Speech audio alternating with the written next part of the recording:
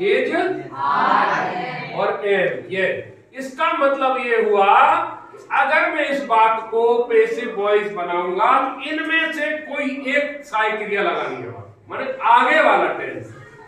Present indefinite का बनाऊंगा तो आगे वाला टेंस कंटिन्यूअस का है, तो उसकी सहायक क्रिया मैंने उधार ले ली, इज, आर और एम, ये उधार ले आया है।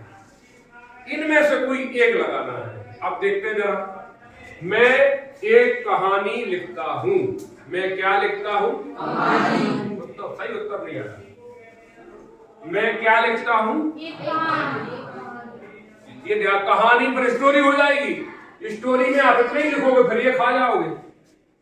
मैंने कहा पूरा उत्तर दीजिए। मैं क्या लिखता हूं? एक कहानी। ये देखो, आप स्टोरी, ये सब्जेक्ट हो गया। ये देखिए सब्जेक्ट में अब हेल्पिंग वर्ब लगानी है। अब इसके अनुसार मुझे बताइए इन तीनों में से कौन सी हेल्पिंग वर्ब लगेगी? आ स्टोरी के साथ क्या लगेगी? एक वचन ही, सी, इट के साथ मुझे इच का प्रयोग करना होता है, तो क्या लगना है? Very good. देखो ये लगा दिया, ये लिखा हुआ कंपलसरी। मैन वर्ब की थर्ड फॉर्म, मैन वर्ब क्या है इसमें? राइट की तीसरी फॉर्म बनाओ, रिटर्न लिख दो। ये लिख दिया, देखो ये लग गया। अब क्या लगाना है? ये लगा दिया बाय। अगर आई सब्जेक्ट है तो इसका ऑब्जेक्ट क्या बना? मी लगा दो, ये लो, फुल स्टॉप। ये बन गया बॉयज। अब बताइए इसमें कठिन क्या चीज लगी?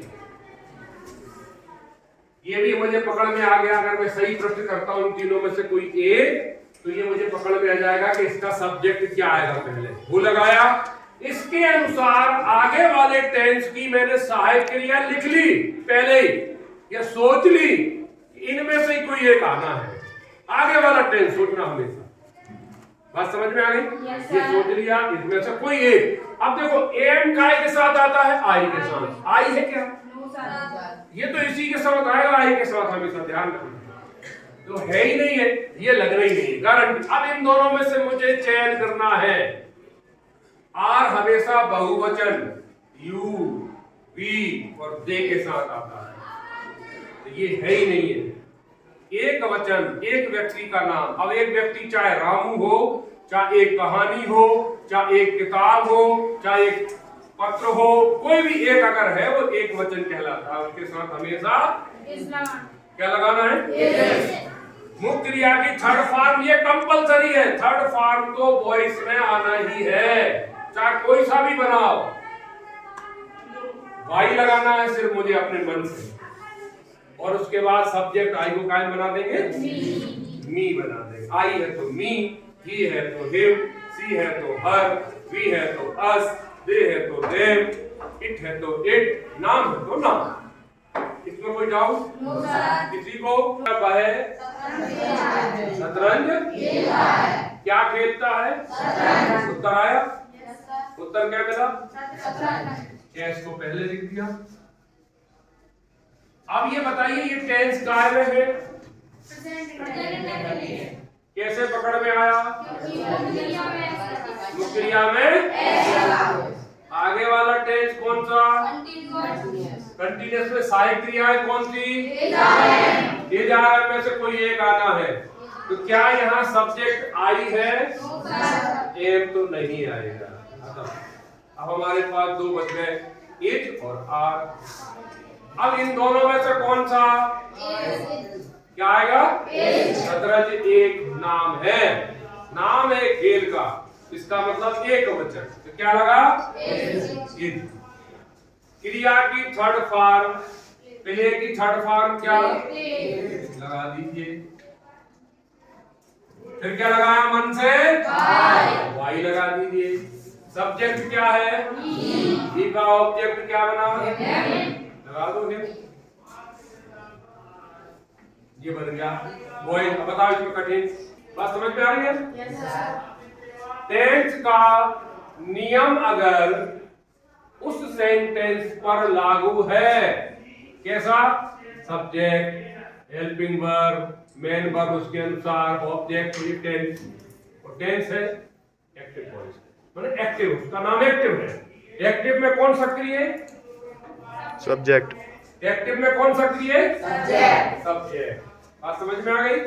तो सारे टेंस के अनुसार जितने भी वाक्य मिले वो सब एक्टिव वॉइस है। ये पैसिव वॉइस है। अब कैसे है पैसिव वॉइस, जरा उसको समझिए, ध्यान दीजिए। ये क्या लगी? इसके बाद क्या लगना चाहिए नियम में टेंस में? ये अगर कोई सेंटेंस में है तो क्या लगता है? वर्ब की के साथ आईएनजी कंपल्सरी।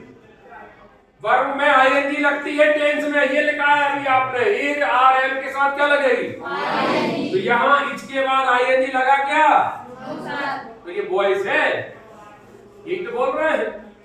अगर टेंस में होता तो इसके बाद आईएनजी की क्रिया लगती गारंटी से, इसका मतलब वो प्रेजेंट कंटिन्यूअस का टेंस होता।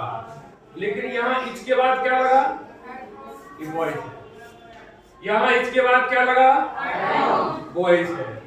फिर वाई लगा, वॉइस है। टेंस में वाई लगता क्या? नहीं लगता। इसका मतलब ये टेंस के साथ वॉइस है, ये वॉइस की पहचान है, ध्यान रखना है। टेंस के अनुसार काम नहीं करेगा, वॉइस में हमेशा थर्ड फॉर्म आएगी, बार बार कह रहा हूं।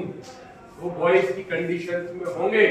इसके बाद आईएनजी नहीं है, थर्ड फॉर्म में मतलब वॉइस है। इसके बाद क्रिया की थर्ड फॉर्म में वॉइस है, वाई भी वॉइस है। फिर मी, आई का मी ऑब्जेक्ट है तो भी वॉइस बने।